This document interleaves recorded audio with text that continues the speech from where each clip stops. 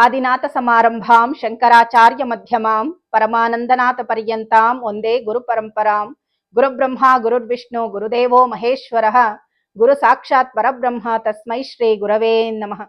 ಭಜೆ ಶ್ರೀಚಕ್ರ ಮಧ್ಯಸ್ಥಾಂ ದಕ್ಷಿಣೋತ್ತರಯೋ ಸದಾ ಶ್ಯಾಮಾ ವಾರ್ತಾಳಿ ಸಂಸೇವ್ಯಾಂ ಭವಾನೀಂ ಲಲಿತಾಂಬಿಕಾಂ. ಶ್ರೀ ಗುರುಭ್ಯೋ ನಮಃ.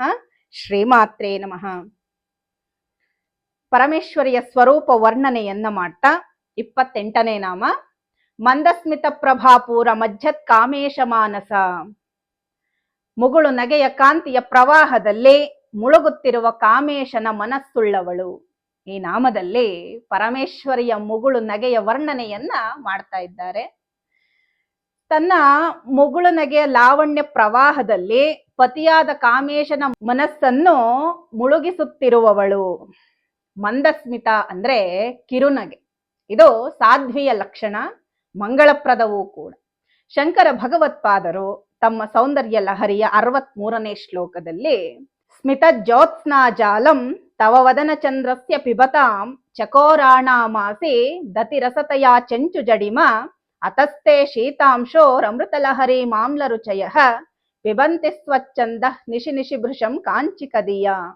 ಹೇ ಪರಮೇಶ್ವರಿ, ಚಂದ್ರಬಿಂಬದಂತಿರುವ ನಿನ್ನ ಮುಖದ ಮುಗುಳು ನಗೆಯನ್ನು ಚಕೋರ ಪಕ್ಷಿಗಳು ಹೀರಿ ಅದರ ಅತಿಯಾದ ಮಾಧುರ್ಯದಿಂದ ಚಂದ್ರಕಾಂತಿಯ ರುಚಿಯು ನಾಲಿಗೆಗೆ ಜಡತೆಯನ್ನುಂಟು ಮಾಡಿದೆ.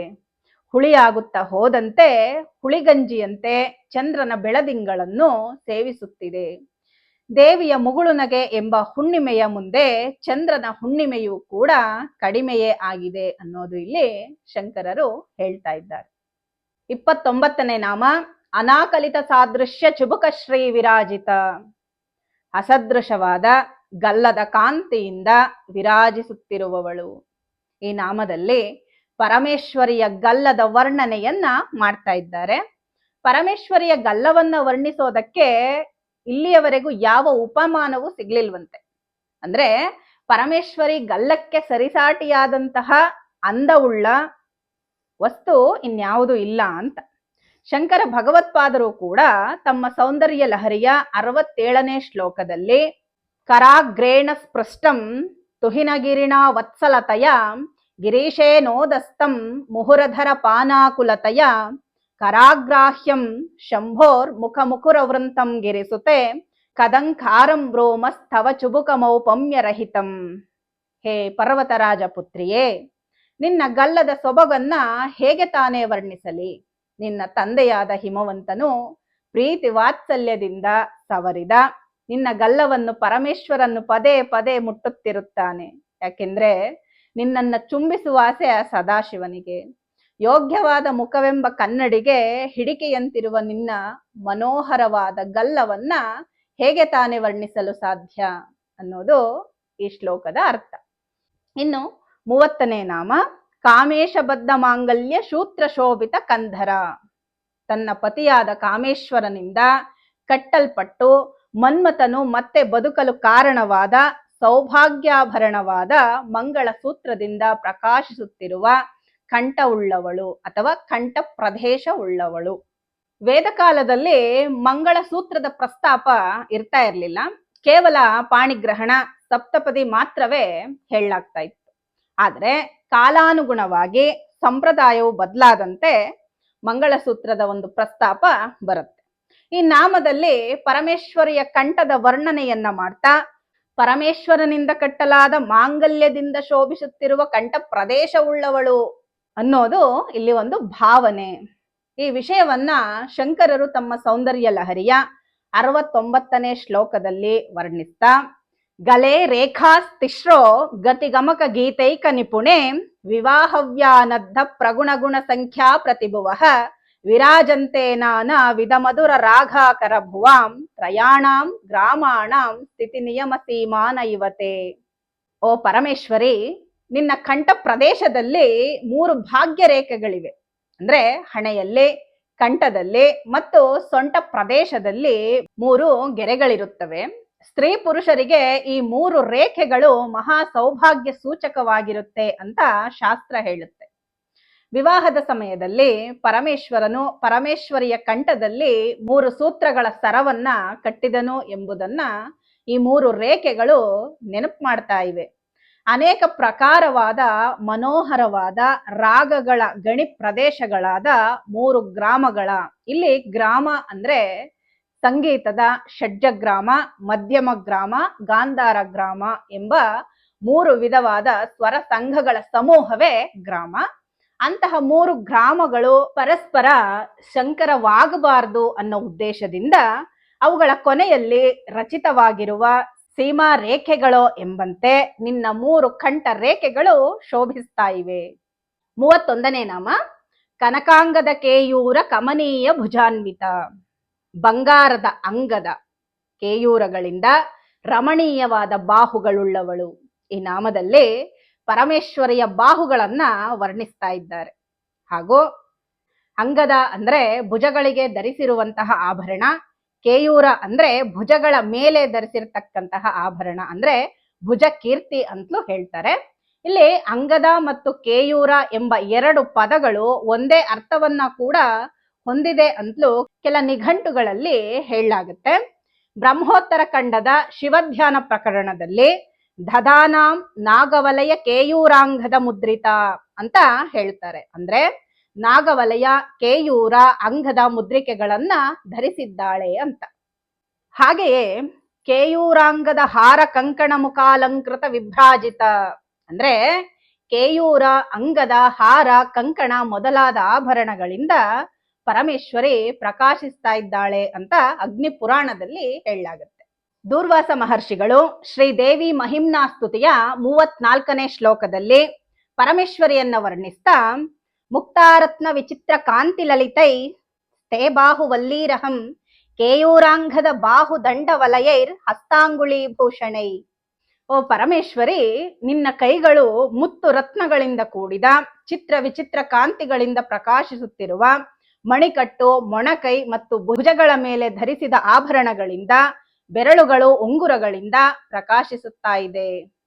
ಇನ್ನು 32ನೇ ನಾಮ ರತ್ನ ಗ್ರೈವೇಯ ಚಿಂತಾಕ ಲೋಲ ಮುಕ್ತಾ ಫಲಾನ್ವಿತ. ಈ ನಾಮದಲ್ಲಿ ಪರಮೇಶ್ವರಿಯ ಕಂಠಾಭರಣದ ವರ್ಣನೆಯನ್ನ ಮಾಡ್ತಾ ಇದ್ದಾರೆ. ರತ್ನಖಚಿತವಾದ ಗ್ರೈವೇಯಕ ಹಾರ ಅಂದ್ರೆ ಕಂಠಾಭರಣದಲ್ಲಿ ತೂಗಾಡುತ್ತಿರುವ ಮುತ್ತಿನಿಂದ ಶೋಭಿಸುತ್ತಿರುವವಳು. ಮುತ್ತುಗಳ ಸಾಲಿನಿಂದ ಕೂಡಿ ತೂಗಾಡುತ್ತಿರುವ ರತ್ನಮಯವಾದ ಚಿಂತಾಕ ಎಂಬ ಹೆಸರಿನ ಕಂಠಾಭರಣವನ್ನ ಧರಿಸಿ ಪರಮೇಶ್ವರಿ ಶೋಭಿಸ್ತಾ ಇದ್ದಾಳೆ ಅನ್ನೋದು ಈ ನಾಮದ ಅರ್ಥ. ಯಾರು ತಮ್ಮ ದಹರಾಕಾಶದಲ್ಲಿ ಅಂದ್ರೆ ಹೃದಯಾಕಾಶದಲ್ಲಿ ಪರಮೇಶ್ವರಿಯನ್ನ ಚಿಂತಿಸಲಾಗದೆ ಆಕೆಯ ಕಂಠವನ್ನೇ ಧ್ಯಾನಿಸುವ ಬಾಹ್ಯೋಪಾಸಕರಿಗೆ ಗ್ರೈವೇಯಕರು ಅಂತ ಕರೀತಾರೆ.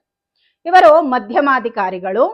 ಲೋಲಾಹ ಸತೃಷ್ಣಾಹ ಅಧಮಾಧಿಕಾರಿಣಃ ಎಂಬ ವಿವರಣೆಯಂತೆ ಲೋಲಾಹ ಅಂದ್ರೆ ತೂಗಾಡುತ್ತಿರುವವರು. ಆದ್ದರಿಂದಲೇ ಇವರು ಸತೃಷ್ಣರು ಅಂದರೆ ಆಸೆಯ ಬೆನ್ನು ಹತ್ತಿದವರು. ಇವರು ಅಧಮಾಧಿಕಾರಿಗಳು ಅಂತ ಹೇಳ್ತಾರೆ. ಮುಕ್ತಾಹ ಅಂದ್ರೆ ಇವರು ಕೇವಲ ಮುಕ್ತಿಗಾಗಿಯೇ ಪರಮೇಶ್ವರಿಯನ್ನ ಧ್ಯಾನಿಸ್ತಾರೆ. ಆದ್ರಿಂದ ಇವರನ್ನ ಉತ್ತಮಾಧಿಕಾರಿಗಳು ಅಂತ ಕರೀತಾರೆ. ವೇದಾಂತದಲ್ಲಿ ಮಂದ, ಮಧ್ಯಮ, ಉತ್ತಮಾಧಿಕಾರಿಗಳೆಂದು 3 ರೀತಿಯ ಸಾಧಕರ ಬಗ್ಗೆ ಹೇಳಲಾಗುತ್ತೆ. ಅವರ ವಿಷಯವನ್ನ ಇಲ್ಲಿ ತಿಳಿಸಲಾಗಿದೆ. ರತ್ನವತ್ ಗ್ರೈವೇಯ ಕಂಠಾಧಾರ್ಯ ಪಂಚದಶಿ ಮಂತ್ರ ತತ್ರೈವ ಚಿಂತಾ ಯೇಷಾಂ ತೇ ರತ್ನ ಗ್ರೈವೇಯ ಚಿಂತಾಕಾಹ ಅತ ಏವ ಲೋಲಾಹ ತತ್ರ ತತ್ರ ಅಟಂತಃ ಏ ಜೀವನ್ಮುಕ್ತಾಃ ತೈಃ ಲತಾಭಿಃ ವನ್ಯ ಪೂಜೋಪಕರಣೈಃ ಅಂಚಿತ ಪೂಜಿತ. ಇದರ ಅರ್ಥ ಪಂಚದಶಿ ಮಹಾಮಂತ್ರವನ್ನ ರತ್ನದಂತೆ ಕಂಠದಲ್ಲಿ ಧಾರಣೆ ಮಾಡಿ ಅದನ್ನೇ ಅನುಸಂಧಾನ ಮಾಡುವವರೇ ರತ್ನ ಗ್ರೈವೇಯ ಚಿಂತಕರು ಅಥವಾ ಚಿಂತಾಕರು. ಇವರು ಅದರಿಂದ ಜ್ಞಾನವನ್ನ ಪಡೆದಿರ್ತಕ್ಕಂಥವರು. ಇವರನ್ನ ಜೀವನ್ ಮುಕ್ತರು ಅಂತಲೂ ಕರೀತಾರೆ. ಅಲ್ಲಲ್ಲಿ ಸಂಚರಿಸ್ತಾ ಅರಣ್ಯಗಳಲ್ಲಿ ಸಿಗುವ ವಸ್ತುಗಳಿಂದಲೇ ಪರಮೇಶ್ವರಿಯನ್ನ ಪೂಜಿಸ್ತಾರೆ. ಪರಮೇಶ್ವರಿ ಕೂಡ ಆ ಪೂಜೆಯಿಂದ ತೃಪ್ತಳಾಗ್ತಾಳೆ ಅಂತಲೂ ಕೂಡ ಹೇಳ್ತಾರೆ. ಆದ್ರಿಂದ ಆ ಪರಮೇಶ್ವರಿ ರತ್ನ ಗ್ರೈವೇಯ ಚಿಂತಾಕ ಎಂದು ಪ್ರಸಿದ್ಧಳಾಗಿದ್ದಾಳೆ. ಮುಕ್ತಾಫಲಾನ್ವಿತ, ಜೀವನ್ಮುಕ್ತರಾದವರು ಸಾಕ್ಷಾತ್ಕಾರ ರೂಪ ಮುಕ್ತ ಫಲದಿಂದ ಸದಾ ಕೂಡಿರುತ್ತಾರೆ ಅನ್ನೋದು ಇದರ ಅರ್ಥ. ದೂರ್ವಾಸರು ಶ್ರೀದೇವಿ ಮಹಿಮ್ನಾ ಸ್ತುತಿಯ 34ನೇ ಶ್ಲೋಕದಲ್ಲಿ ಪರಮೇಶ್ವರಿಯ ಕಂಠಾಭರಣವನ್ನ ವರ್ಣಿಸ್ತಾ ಸಂಸಕ್ತಾಹ ಕಲಯಾಮಿ ಹೀರಮಣಿಮನ್ಮುಕ್ತಾವಳಿ ಕೀಲಿತ ಗ್ರೀವಾ ಪಟ್ಟ ವಿಭೂಷಣೇನ ಸುಭಗಂ ಕಂಠಂ ಚ ಕಂಭುಶ್ರಿಯಂ. ಓ ಪರಮೇಶ್ವರಿ, ನಿನ್ನ ಕಂಠಸ್ಥಾನ ಶಂಖಾಕಾರದಲ್ಲಿದೆ. ಅಂತಹ ಕಂಠದಲ್ಲಿ ವಜ್ರಗಳಿಂದ ಮತ್ತು ಮುತ್ತುಗಳಿಂದ ತಯಾರಾದ ಆಭರಣಗಳಿಂದ ಅಲಂಕಾರಗೊಂಡು ಶೋಭಿಸುತ್ತಿದೆ. ಸೌಂದರ್ಯ ಲಹರಿಯ 74ನೇ ಶ್ಲೋಕದಲ್ಲಿ ಶಂಕರ ಭಗವತ್ಪಾದರು ಪರಮೇಶ್ವರಿಯ ಕಂಠದಲ್ಲಿರುವ ಹಾರವನ್ನ ವರ್ಣಿಸ್ತಾ ವಹತ್ಯಂಭ ಸ್ತಂಭೆ ರಮದನುಜ ಕುಂಭ ಪ್ರಕೃತಿಭಿಃ ಸಮಾರಬ್ಧ ಮುಕ್ತ ಮಣಿಭಿರಮಲಾಂ ಹಾರಲತಿಕಾಂ ಕುಚಾ ಭೋಗೋ ಬಿಂಬಾಧರ ರುಚಿಬಿರಂತಃ ಶಬಲಿತಾಂ ಪ್ರತಾಪವ್ಯಾ ಮಿಶ್ರಾಂ ಪುರದಮಯಿತು ಕೀರ್ತಿಮಿವತೆ. ಓ ಪರಮೇಶ್ವರಿ, ನಿನ್ನ ವಕ್ಷಸ್ಥಳವು ಗಜಾಸುರನನ್ನ ಸಂಹರಿಸಿ ಆತನ ಕುಂಭಸ್ಥಾನದಿಂದ ತಂದಂತಹ ಮುತ್ತುಗಳಿಂದ ಮಾಡಲಾದ ಆಭರಣಗಳಿಂದ ಚಿತ್ರ ವಿಚಿತ್ರ ಕಾಂತಿಗಳಿಂದ ಪ್ರಕಾಶಿಸ್ತಾ ಇದೆ. ಇಲ್ಲಿ ಆನೆಯ ಕುಂಭಸ್ಥಳದಲ್ಲಿ ರತ್ನಗಳಿವೆ ಅಂತ ಶಂಕರ ಭಗವತ್ಪಾದಾಚಾರ್ಯರು ಈ ಶ್ಲೋಕದಲ್ಲಿ ಹೇಳ್ತಾ ಇದ್ದಾರೆ. ಅಂದ್ರೆ ಮುತ್ತುಗಳು ಮುಖ್ಯವಾಗಿ 6 ವಿಧಗಳಾಗಿ ಮುತ್ತುಗಳು ಉತ್ಪತ್ತಿಯಾಗತ್ತೆ ಅಂತ ಹೇಳ್ತಾರೆ. ಗಜಕುಂಭೇಶು ವಂಶೇಶು ಫಣಾಶು ಜಲಧೇಶು ಚ ಶುಕ್ತಿಕಾಯಾಂ ಇಕ್ಷುದಂಡೆ ಷೋಢಾಮೌಕ್ತಿಕ ಸಂಭವ. ಅಂದ್ರೆ ಆನೆಗಳ ಕುಂಭಸ್ಥಳದಲ್ಲಿ, ಬಿದುರಿನಲ್ಲಿ, ಸರ್ಪದ ಹೆಡೆಯಲ್ಲಿ, ಮೋಡದಲ್ಲಿ, ಮುತ್ತಿನ ಚಿಪ್ಪಿನಲ್ಲಿ, ಕಬ್ಬಿನ ಜಲ್ಲೆಯಲ್ಲಿ, ಈ 6 ಪ್ರದೇಶಗಳಲ್ಲಿ ಅಂದ್ರೆ ಈ 6 ರೀತಿಯಾಗಿ ಮುತ್ತುಗಳು ದೊರೆಯುತ್ತವೆ ಅನ್ನೋದು ಇಲ್ಲಿ ಹೇಳ್ತಾ ಇದ್ದಾರೆ. ಇವು ವಿವಿಧವಾದ ಬಣ್ಣಗಳನ್ನ ಹೊಂದಿರುತ್ತೆ ಅಂತಲೂ ಕೂಡ ಹೇಳ್ತಾರೆ. ಗಜಕುಂಭೆ ಕರ್ಪೂರಾಭಾಹ ವಂಶೇ ರಕ್ತಸಿತಾ ಸ್ಮೃತಾಃ ಫಣಾಶು ವಾಸು ಖೇರವ ನೀಲವರ್ಣಾಃ ಪ್ರಕೀರ್ತಿತಾಃ ಜ್ಯೋತಿರ್ವರ್ಣಾಸ್ತು ಜಲಧೆ ಶುಕ್ತಿಕಾಯಾಂ ಸಿತಾ ಸ್ಮೃತಾಃ ಇಕ್ಷುದಂಡೆ ಪೀತವರ್ಣಾಃ ಮಣಯಾ ಮೌಕ್ತಿಕಾ ಸ್ಮೃತಾಃ. ಅಂದ್ರೆ ಆನೆಗಳ ಕುಂಭ ಪ್ರದೇಶದಲ್ಲಿ ಚಿತ್ರವರ್ಣದ ಅಥವಾ ನಾನಾ ವರ್ಣದ ಮುತ್ತುಗಳು, ಬಿದಿರಿನಲ್ಲಿ ಬಿಳಿ ಮತ್ತು ಕೆಂಪು ಮಿಶ್ರಿತವಾದ ಮುತ್ತುಗಳು, ಸರ್ಪದ ಹೆಡೆಯಲ್ಲಿ ನೀಲ ವರ್ಣದ ಮುತ್ತು ರತ್ನಗಳು, ಮೇಘ ಅಥವಾ ಮೋಡಗಳಲ್ಲಿ ಜ್ಯೋತಿರ್ವರ್ಣದ ಮುತ್ತುಗಳು, ಮುತ್ತಿನ ಚಿಪ್ಪಿನಲ್ಲಿ ಶ್ವೇತವರ್ಣದ ಮುತ್ತುಗಳು, ಕಬ್ಬಿನ ಜಲ್ಲೆಯಲ್ಲಿ ಹಳದಿ ಬಣ್ಣದ ಮುತ್ತುಗಳು ಉತ್ಪತ್ತಿಯಾಗುತ್ತೆ ಅಂತ ಹೇಳ್ತಾ ಇದ್ದಾರೆ. ಇಲ್ಲಿ ಪರಮೇಶ್ವರಿಯ ಕಂಠಾಭರಣದಲ್ಲಿರ್ತಕ್ಕಂತಹ ರತ್ನಗಳು ಆನೆಯ ಕುಂಭಸ್ಥಳದಿಂದ ಬಂದಿರುವಂತಹ ಕಾರಣ ಅವು ಚಿತ್ರ ವಿಚಿತ್ರವಾದ ಕಾಂತಿಯಿಂದ ಹೊಳಿತಾ ಇದೆ ಅಂತ ಹೇಳ್ತಾ ಇದ್ದಾರೆ. ಇನ್ನು 33ನೇ ನಾಮ ಕಾಮೇಶ್ವರ ಪ್ರೇಮ ರತ್ನ ಮಣಿ ಪ್ರತಿಪಣಸ್ಥನಿ. ಈ ನಾಮದಲ್ಲಿ ಪರಮೇಶ್ವರಿಯ ಸ್ತನದ್ವಯಗಳನ್ನ ವರ್ಣನೆ ಮಾಡ್ತಾ ಇದ್ದಾರೆ.